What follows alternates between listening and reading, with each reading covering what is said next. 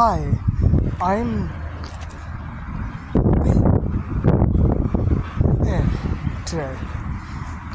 I feel like I'm about to hole. I felt pretty off today as well. I hadn't gotten any elf tribe done, either because I was watching YouTube videos or doing it, or just because I couldn't bring myself to do much. But it doesn't mean I'm stopping elf tribe.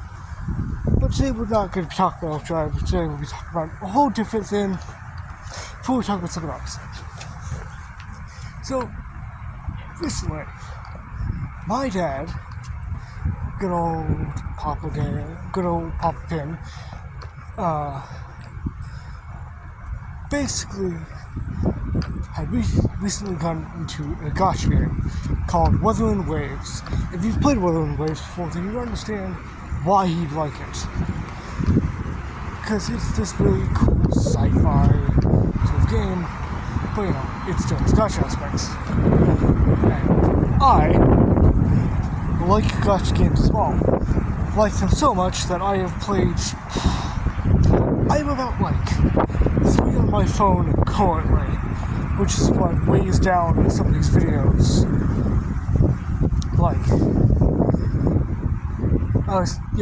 Three on, technically 2 on my phone.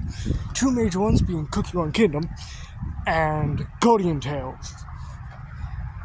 And my dad didn't think he'd be getting into the gacha games thing much, but little did he know that in the future, today of all days, he'd send me a text for phone game recommendations. It's just today, October 27th, 2020.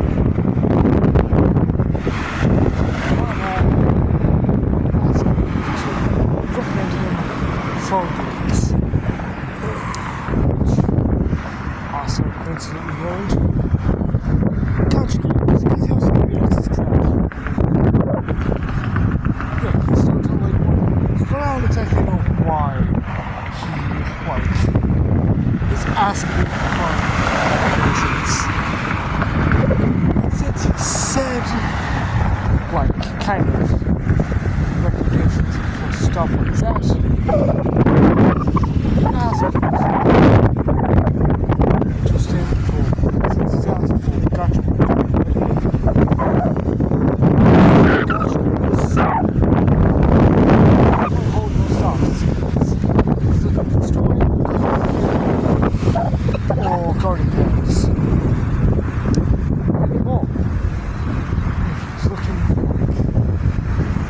Other stuff, I don't know. To be honest, I've only really played gacha games, which isn't really good. But, yeah. But I'd like to, honestly, I'm glad my dad has been pulled into sort of thing of gacha games, because gacha games have been my technically shit for a long time. I started playing Guardian Tales when I was 12, which now I think the age is supposed to be to play it is 13, which was pretty interesting. But anyway, I remember playing that, and that was one of my first gacha games. I really enjoyed it. It was fun. Now I've been introduced to more and more gacha games, to the point where I think I am really enjoying a lot of them. But let's talk about something else. It's not like we've gotten to the point across an airport. We're talking about that. It's something we'll actually should talk about, which I hope you're ready, because I'm about to start absolutely exploding with spoilers for something that not many of you would know about, or not. So let's talk about SMG4. Yeah, them. Originally known as like Super Mario G4, and now rebranded to SMG4, is a like sort of. It was just a meme web series, but now it's become something that can be both memey and kind of cool. And on Saturday, I believe, on Saturday, was when they released WotFE 2025, which if you don't know what WotFE is, I'll give a sort of explanation. Back in the old generation, not for the summer, but back far in the past, SMG4 had this kind of thing that was basically like originally basically turned into a sort of competition thing. It was like SMG4 versus Mario, like, you know, Super Mario. And what would happen during WotFE is that they did compete in like all these different games in order to, you know, try to beat the other. And, you know, hence why it's come to the name of WotFE. And, you know, there's been so many different oaks with different WotFEs. And the fun thing is, every WotFE gets one ending song. When I mean ending song, I mean a song that really kind of summarizes the whole oak, or gives you like some hype.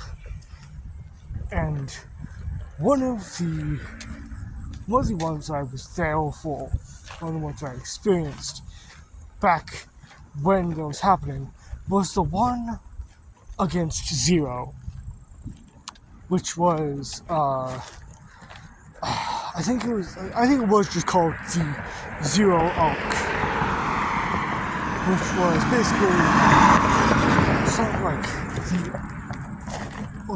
the origin of why SMG4 is here, because he's supposed to protect Mario, who's like this kind of main piece to all of the there. Because if Mario's dead, everything goes to shit. And SMG4's whole job is to protect it. The problem is that there's multiple SMGs. For instance, the YouTube arc we were introduced to SMG3, which is the sort of evil version, but has now joined their team. And also, their styles for characters change, which is really weird, but you know, the current styles look cool now. Either way, as each WotFE goes on, you know, they beat down different stories, and I think it was WotFE 2021, maybe 2022, 2020 or 2021, in which introduced Zero, or had like them go against Zero and introduced one of my favorite songs, cleverly named Zero, which it's just an absolute amazing thing, and it's been like a hype up. It really gives me hype. And at some point in my life, I want to, you know, take on that. I want to take the song and kind of put my characters to it, because, you know, why not? And of course, you know, they obviously credit them heavily, because, you know, they're honestly like really interesting. They're amazing people. But the reason why I want to talk about WotFE as a whole, why I want to talk about WotFE, is because WotFE 2025 came out. And oh boy, is it a fucking mix of emotions. So to explain, to sort of summarize, back in WotFE 2023, around that era, we were introduced to a sort of new enemy, a new villain, referred to as Mr. Puzzles, which, fun fact, is voiced by Brendan Blabble, also known as Jello Apocalypse, which is really, really cool. And I didn't, I recognize his name. Another fun fact, I actually kind of theorized of how Mr. Puzzles would work. I did a little doodle of him, and I think I had him say like, "Oh, it's TV time." Oh my god, I think I predicted Deltarune. But that's besides the point. Basically, Mr. Puzzles has, after many different arcs, has escaped from prison and is trying to escape from the Death King. And what Mr. Puzzles wants to do is he wants to rewrite his wrongs, which kind of forces him to, break into the Internet Archive, which kind of contains like so many old memes and stuff, and it's just glorious. And there's also another character referred to as Mr. Weapons, which was introduced into another arc as well, which, I think he was introduced soon around like the 2024 arc. No, I think he was actually introduced this year. But either way, he's a really cool character. He's a fucking battle machine. Like, he's built to be a killer. And it's just so awesome. But what makes it even better is the fact that,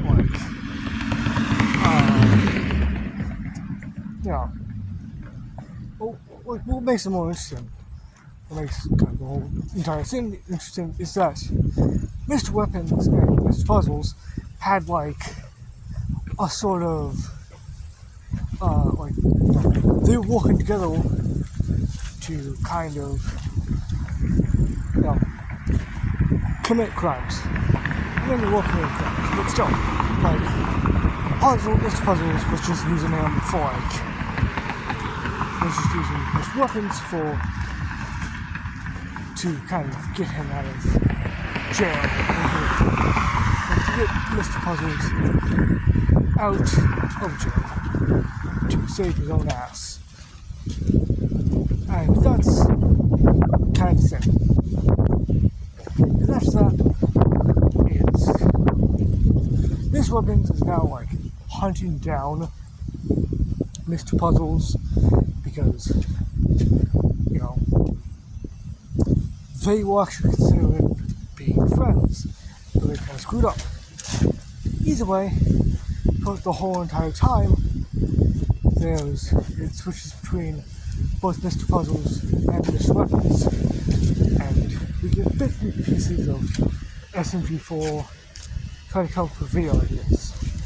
Either way, cut to Wattfeed 2024 or 2025, and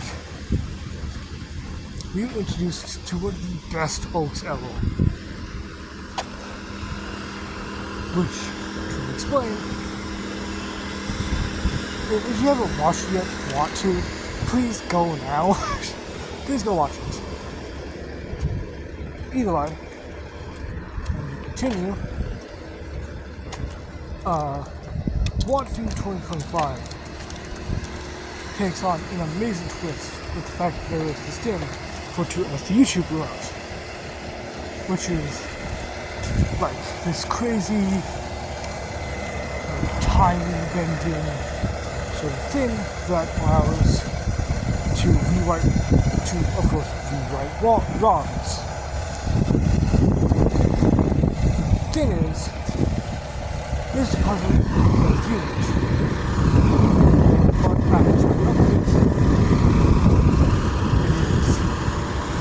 after screwing up, there's a portal that opens, and then all the original, all the original villains, SMG3, Waluigi was one of them. It's kind of funny. Of course, there was Loyal Khan as well. And of course, the one, the only, Zero. And basically, and there was Ram. One shot Ram or something. Either way, Sport Feed 2025 is amazing. It's a glorious piece of work, and I suggest that you watch it, or watch the other walkthroughs first before going down. Anyway, that's all for now. My love, subscribe, I really enjoy it. Goodbye.